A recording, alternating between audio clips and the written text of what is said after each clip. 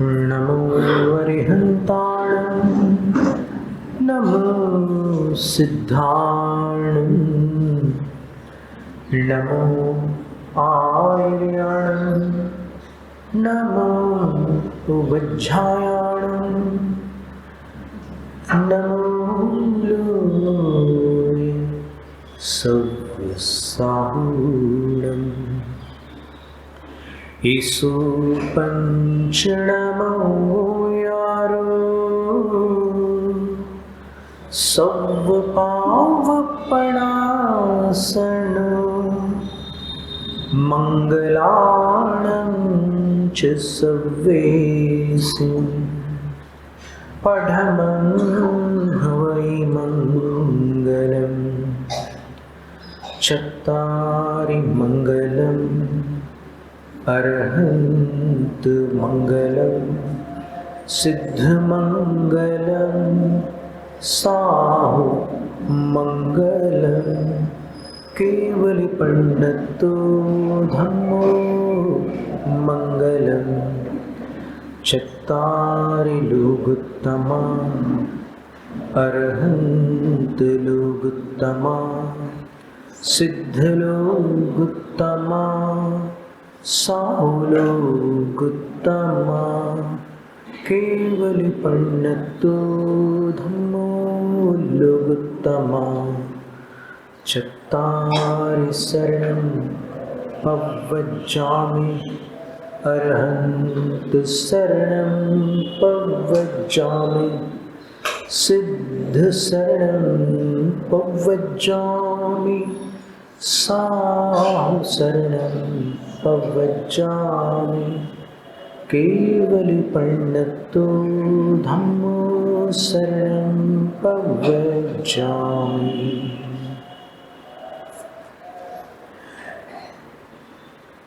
तीन लोक और तीन काल से संबंध रखने वाले तीनों जगत में पूज्य पंच परम गुरु स्वरूप अरहंत सिद्ध आचार्य उपाध्याय और सर्व साधु इन पांचों परमेश्वरों को ये सशरीर और अशरीर भी हैं, इनमें केवल सिद्ध अशरीर हैं, शेष सशरीर हैं। इनको भक्तिपूर्वक नमस्कार।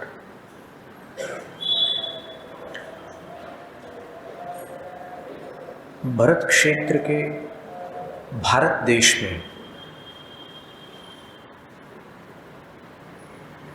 इस वर्तमान हुंडावसर्पणी काल के अंदर प्रथम तीर्थंकर वृषभदेव भगवान को आदि लेकर अंतिम तीर्थंकर भगवान महावीर स्वामी पर्यंत जो 24 धर्म तीर्थ शासन नायक हुए हैं, उन सब के श्री चरणों में विनम्र प्रणाम।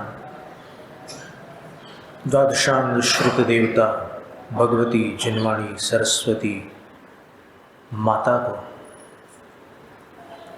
भावपूर्ण वंदन। पूर्व शताब्दी के परम श्रद्धेय ज्ञानी ध्यानी तपस्वी धर्म धुरंधराचार्य चारित्र चक्रवर्ती पूज्य गुरुवर शांति सागर मुनिराज को बारंबार नमन। दीक्षा शिक्षा गुरु आचार्य श्री विद्यासागर मुनि महाराज को भक्ति पूर्वक नमस्ते। जय बोलिए परम पूज्य शुल्लक श्री 105 ध्यान सागर जी महाराज की जय।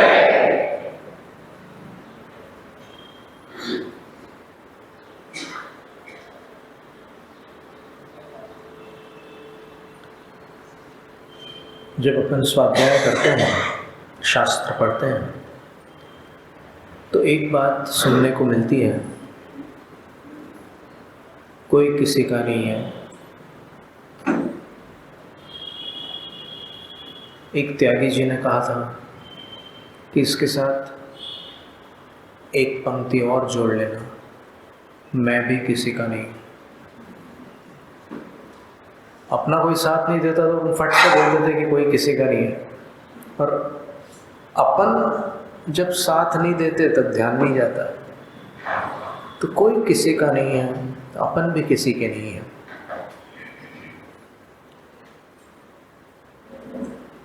आचार्य अकलंक देव ने तत्वार्थ वार्तिक ग्रंथ के अंदर 9वें अध्याय के 6ठे सूत्र में 21वें वार्तिक में लिखा है, ममेन मित्यभिसंधि निवृत्तिराकिंचन्यम। संस्कृत भाषा बहुत प्रांजल भाषा थी, बहुत प्रौढ़ भाषा थी उनकी। तत्वार्थ वार्तिक का अगर कोई 5वां अध्याय अच्छे से पढ़ ले संस्कृत में, तो निस्संदेह वो विद्वान की श्रेणी में ही गिना जा सकता है। इसी तरह समय पाहुड़, प्रवचन सार, इन ग्रंथों की भी संस्कृत बहुत उच्च कोटि की है। एक बार यहीं महाराष्ट्र में एक संस्कृत सम्मेलन हुआ, तो कुछ जैन विद्वान भी आमंत्रित थे।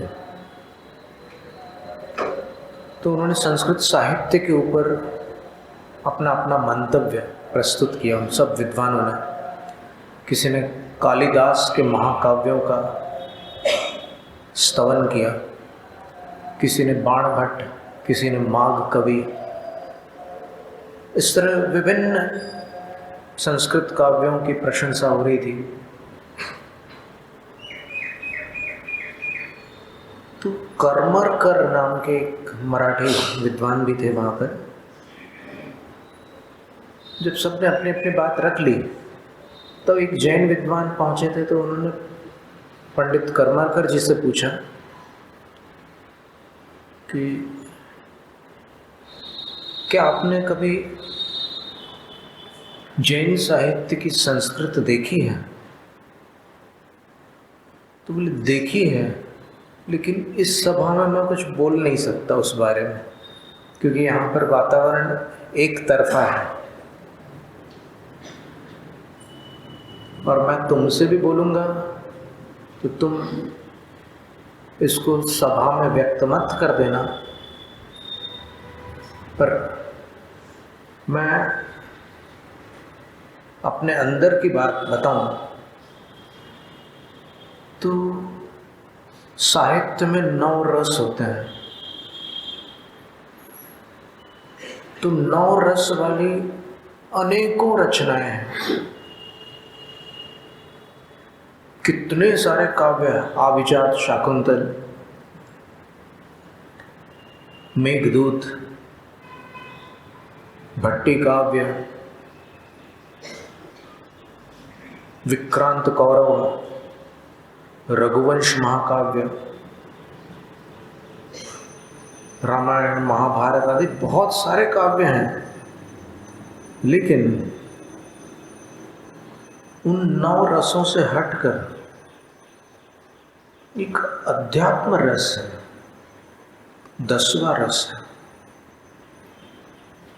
और उसके रसिक बाकी रसों के रसिक नहीं होते।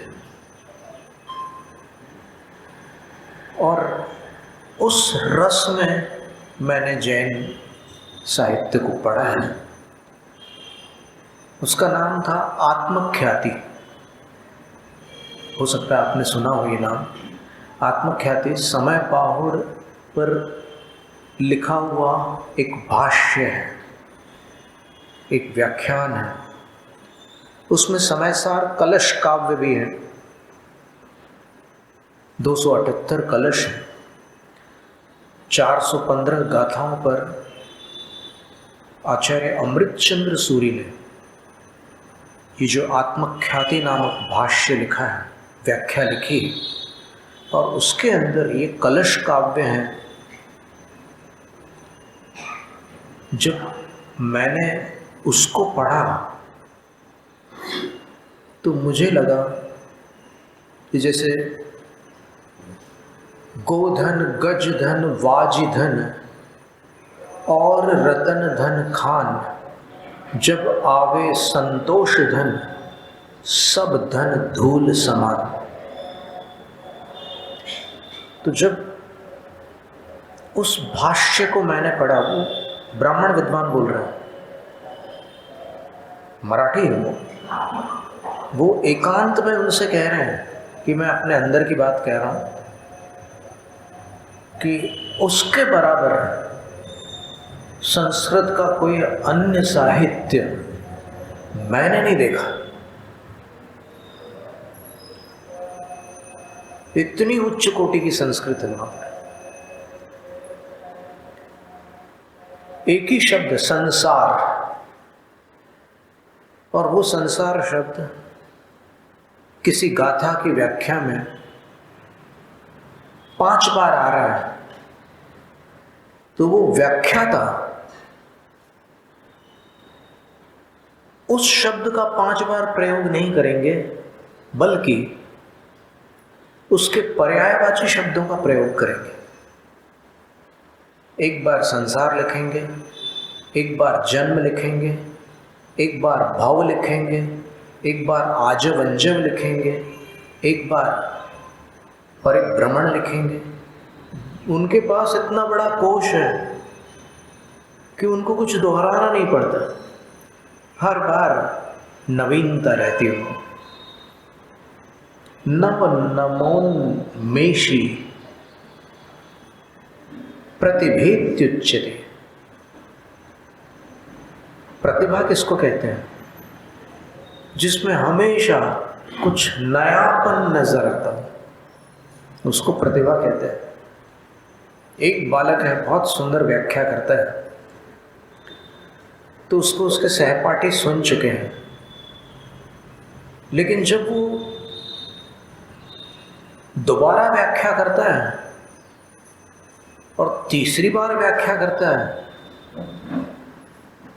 तब उसके सहपाठी बोलते कि यार हर बार तुम्हारे व्याख्या में कुछ एक ताजगी रहती है, नयापन रहता है, क्या बात है? तो बोले पता नहीं, मैं रट करके नहीं बोलता, सिर्फ वो विषय मेरे अंदर रहता है और उसको व्यक्त करते समय मैं अपने ढंग से व्यक्त कर देता हूँ। बस ये प्रतिभा, ये ज्ञान की एक कला होती है। इस प्रतिभा का अगर अपन धार्मिक जगत में उपयोग करने लग जाए तो फिर कोई क्रिया अपने को पुरानी नहीं लगेगी। हर बार आपको लगेगा कि ये इस बार तो इस ढंग से जो मैं कर रहा हूं, ये पहली बार कर रहा हूं, ऐसा लगेगा। अब ऐसा कैसे संभव है? तो जैसे मान लो पड़गान की क्रिया है, आप साधु का पड़गान करते हैं, प्रदक्षिणा लगाते हैं और सब विधियां करते हैं, तो करते करते जिंदगी गुजर गई, अब इसमें क्या नयापन लाओगे? तो नयापन इस तरह से ला सकते हैं आप, भावों में ला सकते हैं ना। क्या लाओगे कि कल वाला पड़गान कल वाला था, ये आज वाला है अभूतपूर्व है। भूत भूत हो गया, ये अभूतपूर्व है, और आगे होगा वो भविष्यत है। तो इस तरह काल की अपेक्षा से आप उसमें नयापन ला सकते हैं। और आपने देखा होगा कि जब हम मंगलाचरण के बाद नमन करते हैं तो न जाने क्यों हम हर बार अलग अलग तरीके से ही करते हैं, क्या पता है? उन्हीं को नमन करते हैं, लेकिन हम वहां पहुंच करके कोशिश करते हैं कि नमन करें। जम्बू द्वीप, भरत क्षेत्र, भारत देश, और यहाँ पर जो उस काल में, तृतीय काल में प्रथम तीर्थंकर हुए, उनको आदि लेकर चौथे काल के समापन काल में अंतिम तीर्थंकर भगवान महावीर स्वामी हुए। तो जब अपन वहाँ जाकर करते हैं तो फिर वो क्रिया नई हो जाती है। वो बासी नहीं होता। नमोकार की माला फेरते समय नींद क्यों आती है? क्योंकि आप ताजगी के साथ नहीं फेरते, आप वो पुराने उसमें जाते हैं। पुराने में जाओगे तो फिर नींद आ ही जाएगी। हर मंत्र नया हो, नींद आ ही नहीं सकती। आपको कुछ काल के लिए कठोर बनना पड़ेगा। जब सन 84 में आचार्य विद्यासागर महाराज श्री के संघ में प्रवेश हुआ था हमारा, तो उस समय नवंबर में प्रवेश हुआ और दिसंबर में आचार्य श्री विहार करके पनागर पहुँचे। और पनागर पहुँच करके वहाँ पर कुछ पढ़ाई वगैरह चल रही थी। तो सब ब्रह्मचारी लोग आचार्य श्री के पास दोपहर के सामायिक में बैठते थे। शाम की सामायिक, सवेरे की सामायिक अपने अपने स्थान पर करते थे, लेकिन दोपहर की सामायिक आचार्य श्री के पास बैठ के करते थे। लगभग 15 ब्रह्मचारी होंगे उस समय। उनमें से कुछ लोग अभी अन्य संघ में आचार्य भी हैं, कुछ लोग मुनिराज हैं। तो अपने अपने कर्मानुसार सबकी अपनी अपनी परिस्थिति है और आज की स्थिति है। तो फिर जो ब्रह्मचारिणी दीदियाँ भी थी आचार्य श्री के भक्त और शिष्याएं, तो एक दिन अचानक आचार्य श्री ने देखा कि सवेरे की सामायिक, शाम की सामायिक तो ये लोग अच्छे से करते हैं, लेकिन दोपहर की सामायिक में इनको झपकी आती है, ऐसे हिलते हैं। और बिल्कुल सत्य है ये कि दोपहर की सामायिक में अक्सर ये स्थिति बनती थी। और जब हमने पहली बार ऐसा देखा था, एक बूढ़े से दादाजी जैसे थे, ब्रह्मचारी थे, तो वो ऐसे झुकते झुकते झुकते काफ़ी सामने तक झुक जाते थे। तो हम योग वगैरह का बचपन से हमें लगाव रहा, तो पहली बार उनको देख करके हमें समझ में नहीं आया कि ये क्या कर रहे हैं। हमें लगा कि ऐसे भी कोई प्रक्रिया होती होगी, कर रहे होंगे। फिर जिस दिन आचार्य श्री ने ये कहा कि देखो सबको दोपहर में प्रमाद आता है और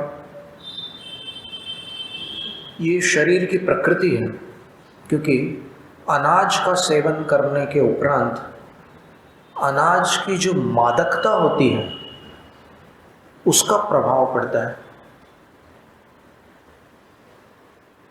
इसीलिए महापुराण में भगवत जिनसेन आचार्य महाराज ने लिखा है कि अनाज पकाते समय उसमें जीरे और अन्य इस प्रकार के पदार्थ मिलाओ तो उसके दुष्प्रभाव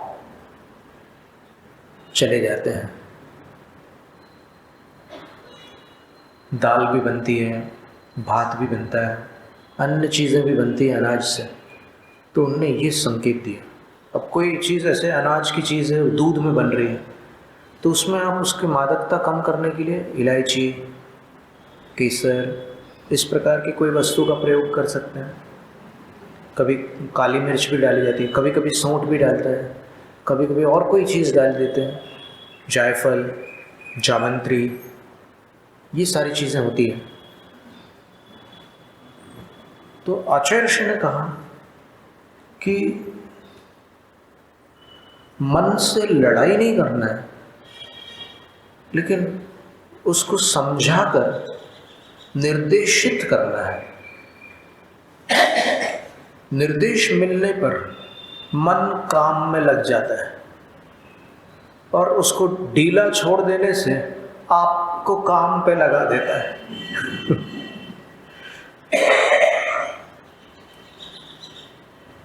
तो ये बात बार बार आचार्य श्री कहते हैं कि मन से लड़ना नहीं।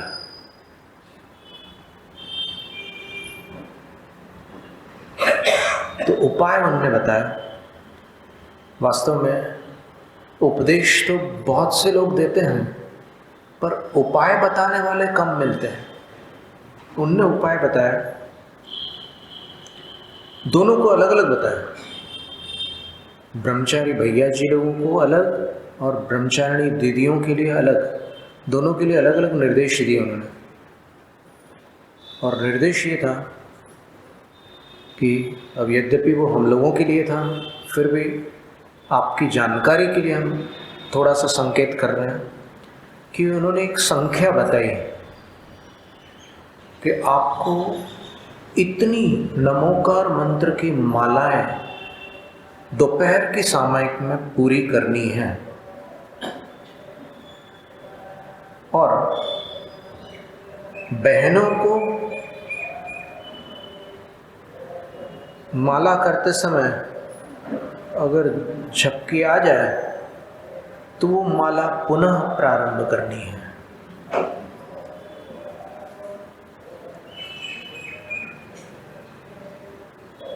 और 5 माला हर हालत में पूरी करनी है,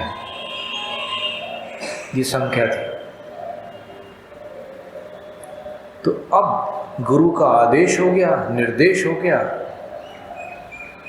उपदेश हो गया, संदेश हो गया, जो सभी देशों को माने, अपने गुरु के आदेश, निर्देश, उपदेश और संदेश, इन सभी को माने, उसको भक्त कहते हैं। चॉइस करके मानने का वहां पर प्रावधान नहीं है। वो चूज करके खुद दे रहे, तो फिर आप उसमें से कैसे चॉइस कर सकते हो? तो ये बहनों के लिए हो गया कि अगर बीच में झपकी आ गई दोबारा करो। और ब्रह्मचारी भाइयों के लिए उन्होंने क्या कहा? उन्होंने कहा कि आप लोगों को उपांशु जाप करनी है। उन्होंने नाम नहीं लिया, डेमो दे करके बताया कि आपको उपांशु जाप, इसका फिर शास्त्रों में हमने जब पढ़ा तब पता चला कि ये इसको उपांशु कहते हैं। उपांशु का अर्थ होता है गले से उच्चारण न करते हुए और मन में नमोकार मंत्र न पढ़ते हुए, यहां से मुख से जब कोई किसी के कान में कुछ बोलता है तब जो आवाज होती है, अक्सर वो आवाज चौके में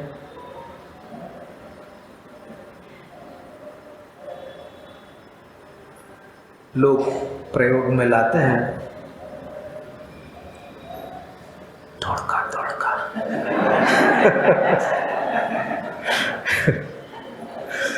यानी वो दौड़का वाली वो पात्र में दान करते करते, सब्जी देते देते कम हो गया, पीछे मुड़ करके विस्पर करता है उसको, है ना। इंग्लिश में विस्पर बोलते हैं, हिंदी में उसको फुसफुसाना बोलते हैं।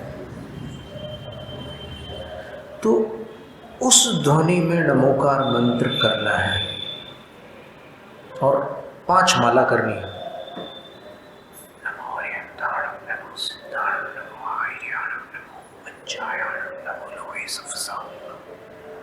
एक सांस में एक नमोकार मंत्र। फिर अतिरिक्त ध्वनियां मुख से नहीं निकालनी है, वो अतिचार है।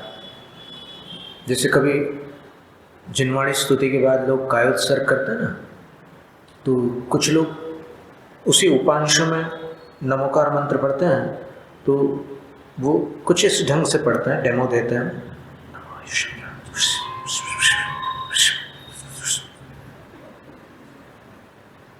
वो पूरा समझ में नहीं आता कि वो नमोकार मंत्र पढ़ रहे, लेकिन वो ईमानदारी से पढ़ रहे होते हैं। पर उनकी आवाज़ से उनकी उपांशु ध्वनि में कुछ अतिरिक्त ध्वनियाँ जुड़ जाती है। कभी होठों की ध्वनि होती है, कभी सीटी जैसी ध्वनि होती है। तो इन सब का मार्जन करना होता है। आपको शुद्ध उपांशु जाप करने के लिए शांत स्थान पर जाना होगा, जहाँ आपको आपकी वह ध्वनि सुनाई दे और आप सुधार सको कि कुछ त्रुटि तो नहीं हो रही है। और फिर धीरे धीरे धीरे धीरे ये चीज़ सब लोग सीख गए, क्योंकि वो क्या होता है कि वो मिलिट्री जैसा आदेश होता है, वहाँ पर कोई ढील नहीं चलती।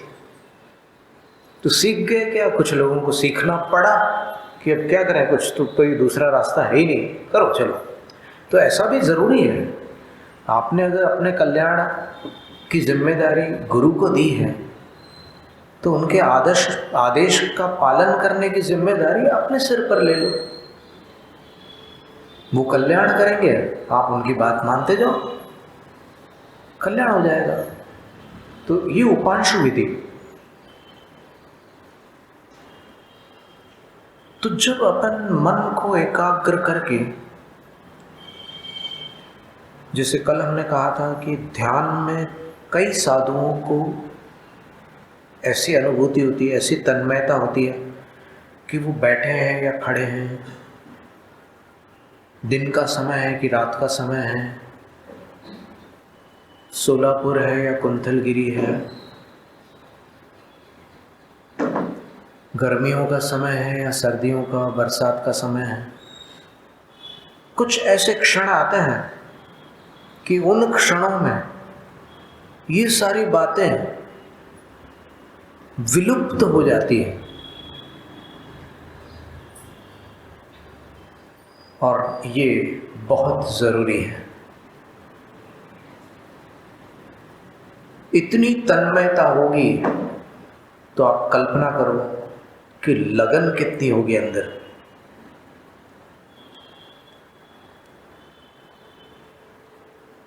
रुचि के बिना पुरुषार्थ स्थिर नहीं होता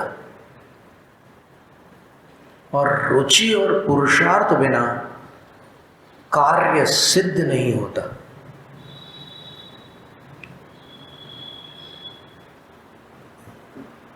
तो यहां पर आचार्य कहते हैं कि यह मेरा है, इस अभिसंधि अर्थात इस अभिप्राय से निवृत्ति का नाम आकिंचन्य है। मेरा कोई नहीं है, मेरा कुछ नहीं है। बस ये दो भाग करना उसके, क्योंकि कोई शब्द जड़ और चेतन दोनों वस्तुओं के प्रति प्रयुक्त हो सकता है और कुछ शब्द किन्हीं वस्तुओं के प्रति प्रयोग में आता है। तो मेरा कुछ नहीं है, मेरा कोई नहीं है। ये बात सुनने से समझ में नहीं आती, सुनने से सिर्फ शब्दार्थ तो आ जाता है समझ में, लेकिन ये जो अकिंचन्य का भाव है ये प्रत्येक मनुष्य को जीवन में एक बार तो आता ही है। कर्मों की स्थिति एक जैसी चलती नहीं, जैसे कभी दिन होता है, कभी रात होती है, कभी अमावस्या होती है, कभी पूर्णिमा होती है। उसी प्रकार जीवन में कभी उतार होता है, कभी चढ़ाव होता है, कभी सुख होते हैं, कभी दुख।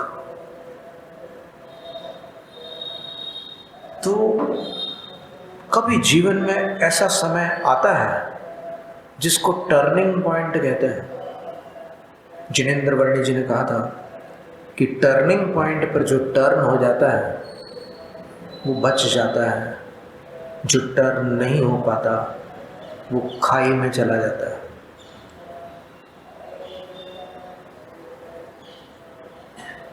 ये टर्निंग पॉइंट यौवन में भी आता है, फिर प्रौढ़ अवस्था में भी आता है, फिर वृद्धावस्था में भी आता है। तो जो जब दीक्षा ले ले वो उतना होशियार माना जाएगा। आपको सामने दिखेगा कुछ ऐसा, कोई किसी का नहीं, या तो वो दूसरे के जीवन में दिखेगा या अपने जीवन में, दोनों स्थितियां हो सकती है। किसी को खुद अनुभव हो जाएगा कि सब स्वार्थ के सगे हैं, आप अकेला आवे प्राणी, आप अकेला जावे।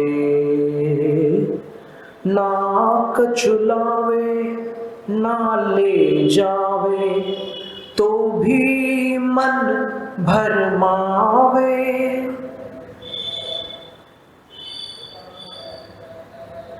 ये अकेला ही आता है, अकेला ही जाता है। ट्विंस हो तो भी क्रम से जन्म लेते हैं, और मृत्यु भी कभी साथ में हो जाती है, कभी क्रम से होती है, पर सब अकेले हैं। ये परमार्थ सत्य है। क्या वो अनादिकाल से साथ में थे जो साथ में मरे हुए? नहीं। क्या वो आगे भी हमेशा साथ में जिएंगे और मरेंगे? संभव ही नहीं है।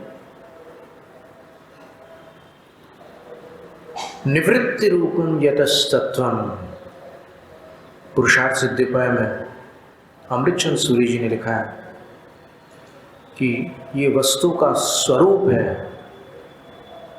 कि कोई वस्तु किसी को पकड़ नहीं सकती। पकड़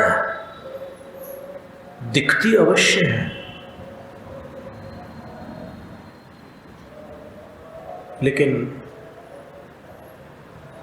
कुछ काल के लिए, उसके बाद अलग होना ही पड़ता है। और जिसको पकड़ना है उसको लोग नहीं पकड़ पा रहे हैं, जिसको नहीं पकड़ना है उसको पकड़े हुए हैं।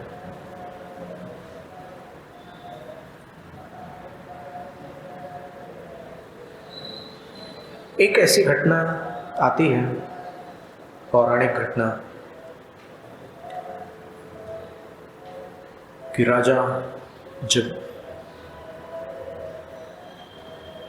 अनेक राजाओं पर विजय प्राप्त करके अपनी नगरी में प्रवेश कर रहा था, तब एक भव्य, उसकी नगरी में एक पूरा किला बना हुआ था, दुर्ग कहते हैं जिसको।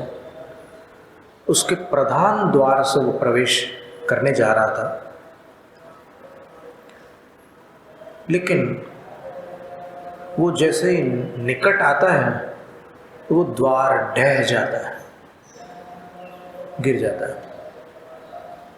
तो फिर मंत्री पुरोहित कहते हैं कि हे राजन, पता नहीं ये कैसे हुआ है, लेकिन ये अच्छा शकुन नहीं है, तो अपन यहीं बाहर तंबू डाल करके रुक जाते हैं, अभी नया द्वार तैयार हो जाता है।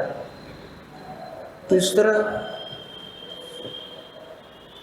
राजा को बाहर ठहरना पड़ता है, नया द्वार तैयार होता है, और पुनः जब राजा प्रवेश करने जाते हैं फिर से ढह जाता है। तब राजा पुरोहित को बुलाते हैं, बोले कि तुम तो विद्वान हो, तुम शकुन शास्त्र आदि सब कुछ जानते हो, तो तुम ये बताओ कि ऐसा दोबारा क्यों हुआ? कारीगरों ने कोई गलती तो नहीं की? तब मंत्री कहते हैं कि हे राजन, कोई कारीगर अपनी मृत्यु को आमंत्रित नहीं करना चाहता। उनने बड़ी निष्ठा से अपना कार्य संपन्न किया है, तो इसमें कोई अन्य शक्ति है जिसके कारण ऐसा कुछ घटनाक्रम घटित हुआ है। पुरोहित से पूछते हैं, तो पुरोहित बोलते हैं कि मेरे गणित के अनुसार तो ये दैवी प्रकोप है, इसमें मनुष्यों का कोई हाथ नहीं है, ये दैवी प्रकोप है। तो अगर नगर देवता को हम प्रसन्न कर दें तो फिर सब व्यवस्थित हो जाएगा।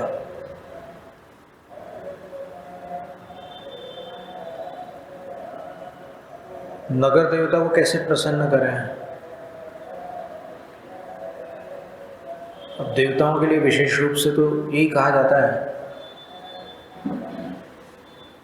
दीप, धूप, मिष्टान, पकवान। फिर पुरोहित कहता है कि ये सत्य है, पर ये तो सौम्य प्रकृति वाले जो देवता होते हैं उनके लिए, जो उग्र प्रकृति वाले हैं उनको और किसी तरह से शांत करना पड़ता है। 2 बार इस द्वार को जिसने गिराया है, निस्संदेह उस देवता की प्रकृति शांत प्रकृति तो नहीं हो सकती। तो क्या किया जाए? बोलते हैं कि नर बलि। राजा कहता है कि मैं राजा हूं, मैं प्रजा का पालक। पालक का अर्थ होता है रक्षक हूं, तो मैं घातक कैसे बन सकता हूं? तो फिर मंत्री बीच में आता है, कहता है कि राजन, पुरोहित ने जो कहा है वो सत्य है और आपने जो कहा है वो भी सत्य है, लेकिन मेरा निवेदन है कि यदि कोई स्वेच्छा से इस कार्य में सहयोग देना चाहे तो आपको क्या आपत्ति होगी? तब राजा कहता है कि चींटी भी मरना नहीं चाहती। फिर कोई मनुष्य स्वेच्छा से यहाँ आकर अपनी बलि क्यों चढ़वाएगा? मंत्री कहता है कि मैं उपाय करता हूँ, आप निश्चिंत रहो। बुभुक्षितः किन्न करोति पापम। जो पेट की भूख से पीड़ित होते हैं वो कौन सा पाप, कौन सा अनर्थ नहीं कर सकते। कोई ना कोई तैयार हो जाएगा, मैं उपाय करता हूँ। पर उसके लिए अपने कोष का सहयोग लेना होगा। तो राजा अपने कोषाध्यक्ष से बोलता है कि कोष खोल दो। कोष खोला जाता है, उसमें जो स्वर्ण था उस स्वर्ण से एक बहुत ही सुंदर आकृति बनाई जाती है और एक भव्य रथ पर उस आकृति को घुमाया जाता है और सामने संदेशवाहक सारी प्रजा में संदेश देता है कि यदि कोई स्वेच्छा से इस कार्य हेतु तत्पर होगा तो उसके परिवार को ये स्वर्ण की मूर्ति भेंट दी जाएगी।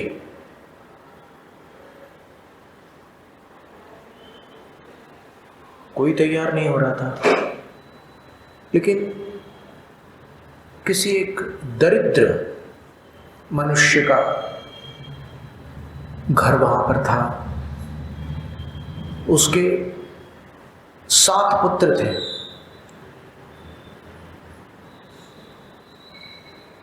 वो और उसकी पत्नी इस रथ को देख रहे थे, उस मूर्ति को भी देख रहे थे, उस घोषणा को भी सुन रहे थे।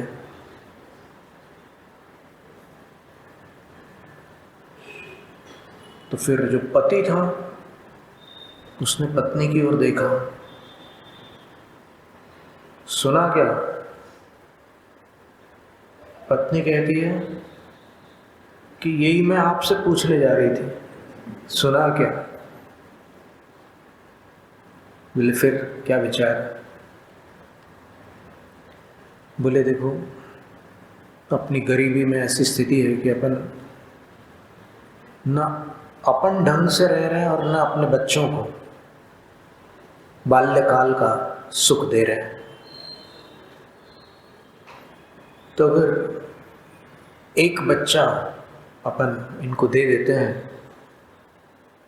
तो बाकी सब तो सुखपूर्वक जीवन भर रहेंगे, क्योंकि ये स्वर्ण की मूर्ति है और इसके विक्रय से जो धन आएगा वो हमें दरिद्र से धनवान बना देगा। हम कुटिया से बड़े विशाल भवन में निवास करने लगेंगे और अपने कुटुंब के हित में अपन ये काम कर लेते हैं।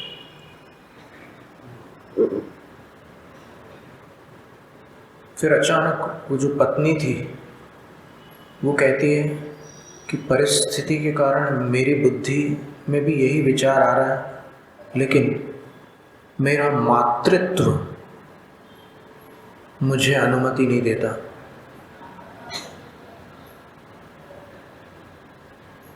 संतान का सर्वाधिक हित मां चाहती है।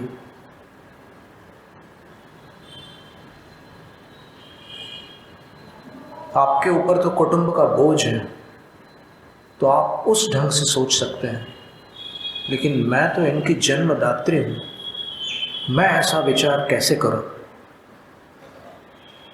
तो वो पति समझाता है कि देखो, अवसर निकल जाएगा फिर दोबारा नहीं आएगा, ये अपने जीवन में प्रथम अवसर है, तो कुछ ना कुछ तो करना ही पड़ेगा, निर्णय तो लेना ही होगा।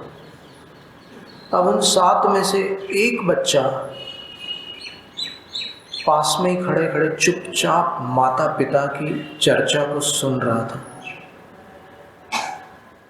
उसको बड़ा अजीब लग रहा था कि अरे ये कैसी बातें कर रहे हैं, माँ कैसी बात बोल रही है और पिताजी कैसी बातें कर रहे हैं।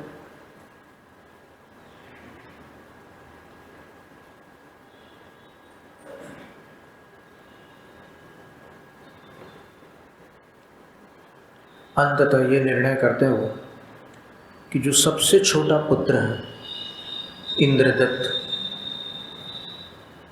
उसको अपन दे देते हैं। तो इंद्रदत्त छोटा था, लगभग 8-1 साल का होगा, बाकी पुत्र थोड़े बड़े थे। तो ये राजकर्मियों से वार्तालाप करते हैं और कुछ आपस में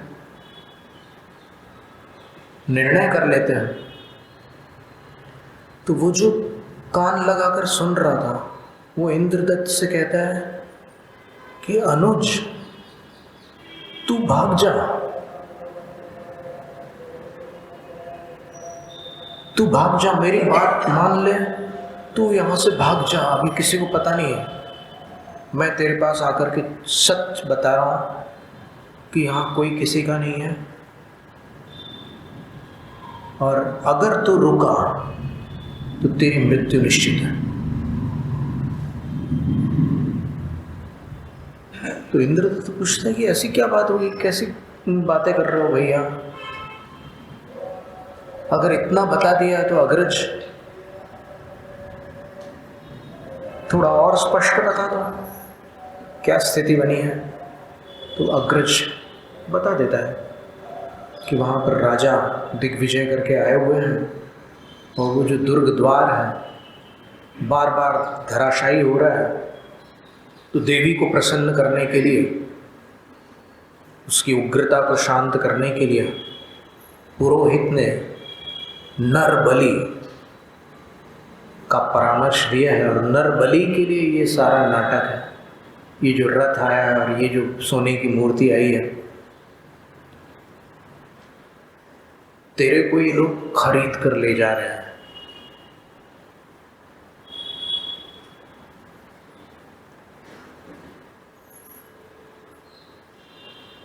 इंद्रदत्त को बड़ा आघात पहुंचता है कि ये कैसी विचित्र लीला है, ये कैसी विडंबना है। लेकिन वो अग्रज से कहता है कि जब इतना बड़ा विश्वासघात मेरे साथ हो सकता है तो उससे बड़ा घात तो मृत्यु नहीं कर सकती। विश्वासघात मृत्यु के घात से भी बड़ा घात होता है। उससे बड़ा घात तो मृत्यु नहीं करेगी।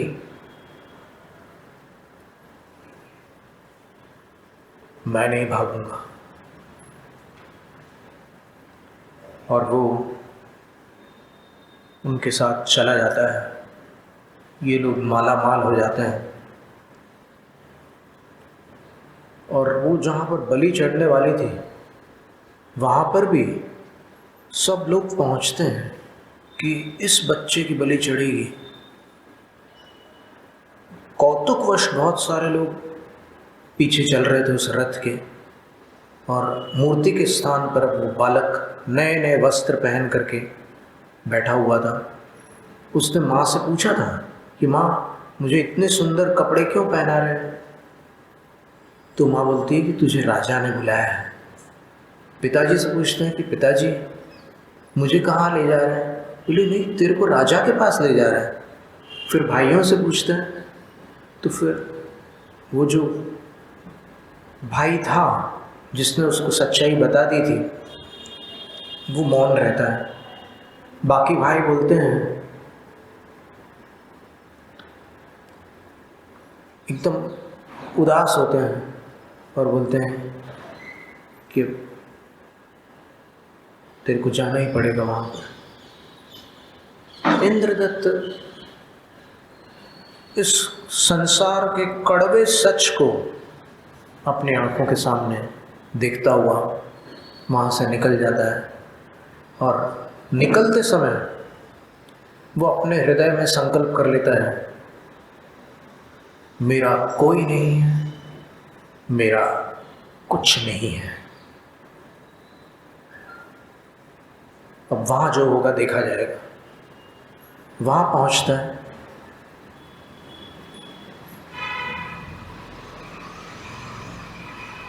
और वहाँ पहुँच करके राजा का अभिवादन करता है, मुस्कुराता है। राजा को लगता है कि इसको पता नहीं है कि यहाँ क्यों लाया गया है इसको, तभी तो मुस्कुरा रहा है। क्योंकि अगर किसी को पता हो तो बड़े बड़ों की हेकड़ी निकल जाती, मौत सामने खड़ी होती।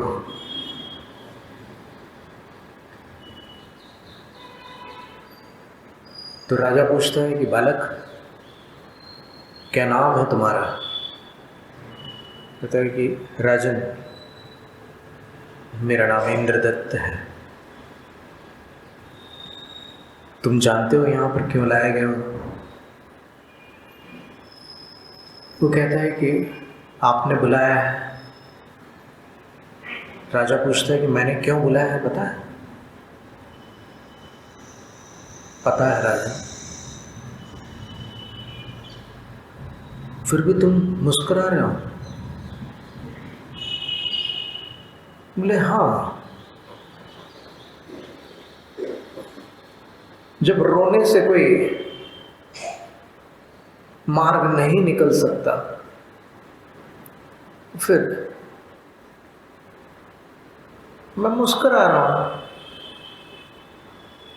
वीरेण विमरिदव्यम निवीरेण वि अवश्य मरिदव्यम जय दोन्य विमरिदव्यम जय दो ही विमरिदव्यम वरंखु वीरत तणेण मरिदव्यम।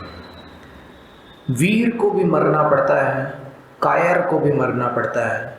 जब दोनों को मरना पड़ता है तो कायरता के साथ क्यों मरा जाए, वीरता के साथ क्यों ना मरा जाए?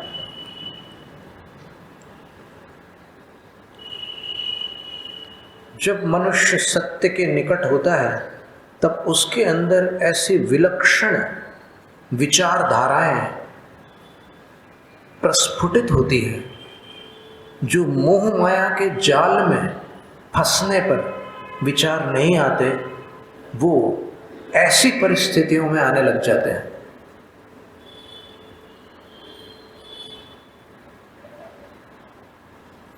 और जब बलि चढ़ाने का समय आया तो उस बालक ने नमोकार मंत्र पढ़ना प्रारंभ किया कि पंच परम गुरु ही मेरी शरण है। मैं इस घड़ी में अपने कर्म का फल मानकर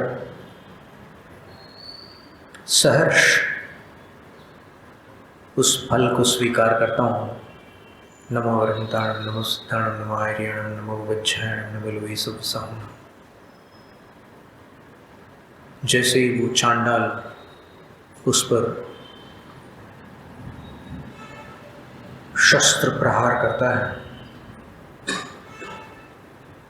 तो वो शस्त्र कहीं आजू बाजू हो जाता है।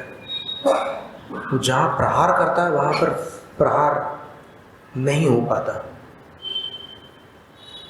उसको भी ऐसा लग रहा था कि मैंने आज तक कभी इतने छोटे बच्चे पर वार नहीं किया है, पर क्या करूं, अब राजाज्ञा है। तो फिर से प्रयास करता है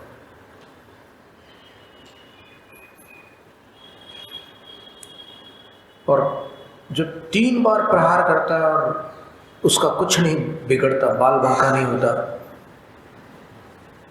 तब राजा वहां सामने आता है, उस बालक को देखता है तो बालक एकदम कायोत्सर्ग में बैठा हुआ था, जैसे कोई मुनि महाराज बैठा हो वैसे बैठा हुआ था।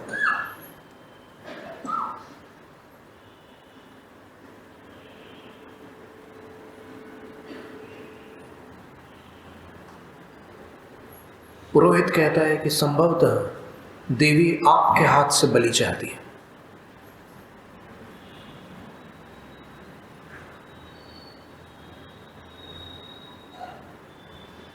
राजा सोच विचार में पड़ जाता है, मैं क्या करूं। और तब आकाशवाणी होती है कि इसकी बलि मुझे अस्वीकार है, क्योंकि ये महामंत्र का आराधक है।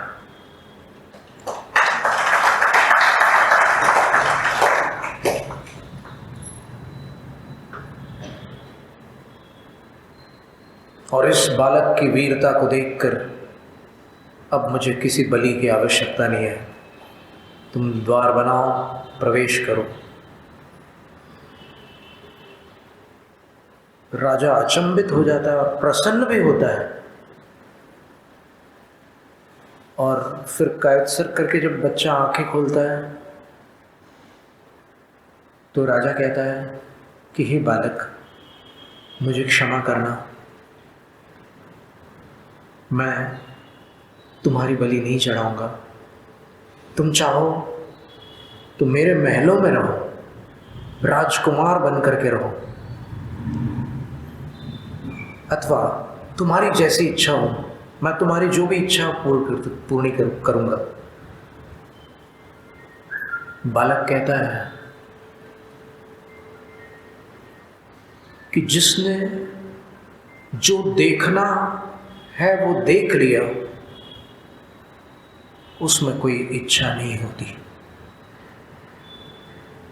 मैंने जो देखना था वो देख लिया, अब मुझे कोई इच्छा नहीं है, मुझे राजकुमार भी नहीं बनना है।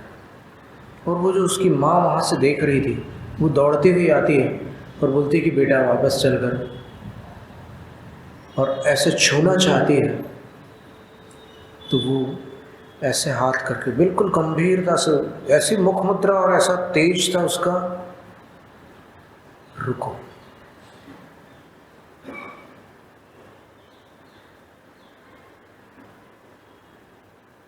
मैं नहीं आ सकता, क्षमा चाहता हूँ, आपने तो मेरा विक्रय कर दिया, अब मैं आपकी वस्तु नहीं रहा। मैं वस्तु इसलिए कह रहा हूँ कि विक्रय वस्तु का किया जाता है, संबंधों का नहीं। और जहाँ संबंधों का विक्रय होता है वहाँ वो संबंध स्थिर नहीं रह पाते। पिताजी भी मनाते हैं, वो भाई चुप खड़ा रहता है और बाकी भाई लोग भी बोलते हैं कि आ जा, वापस आ जा, मान जा, रूठ मत। लेकिन वो कहता है कि मैं अब कहीं और जा रहा हूँ, और वहाँ से वो निकल जाता है। कुछ लोग उसका पीछा करते हैं, कहाँ जा रहा है, और देखते हैं कि वहाँ पर बाहर में जो एक उपवन था, वहाँ कोई गुरु महाराज विराजमान थे। उनकी शरण में जाता है और चरणों में नतमस्तक होकर उनकी भक्ति करके फिर कहता है कि गुरुदेव, मैंने संसार की असारता को समझ लिया, मैं अकिंचन हो गया, मुझे आकिंचन्य प्रदान कीजिए। फिर गुरु बड़े परिपक्व अनुभवी गुरु थे। वो वचनों को सुनकर और शैली को देखकर समझ गए कि ये तो हीरा है,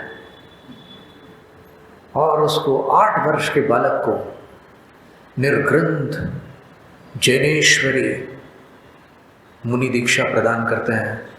वो अरहंत की मुद्रा को धारण करने वाले हो जाते हैं, इंद्रदत्त मुनिराज।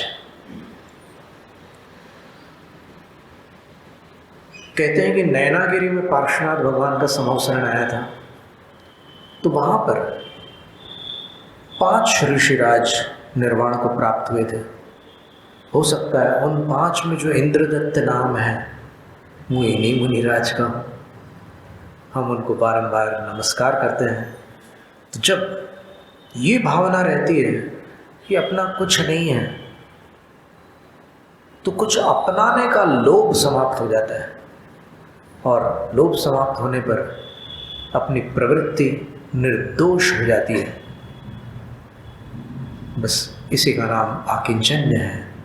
ओम ह्रीं उत्तमाकिंचन्य धर्मांगाय नमः। ओम ह्रीं उत्तमाकिंचन्य धर्मांगाय नमः। ओम ह्रीं उत्तमाकिंचन्य धर्मांगाय नमः।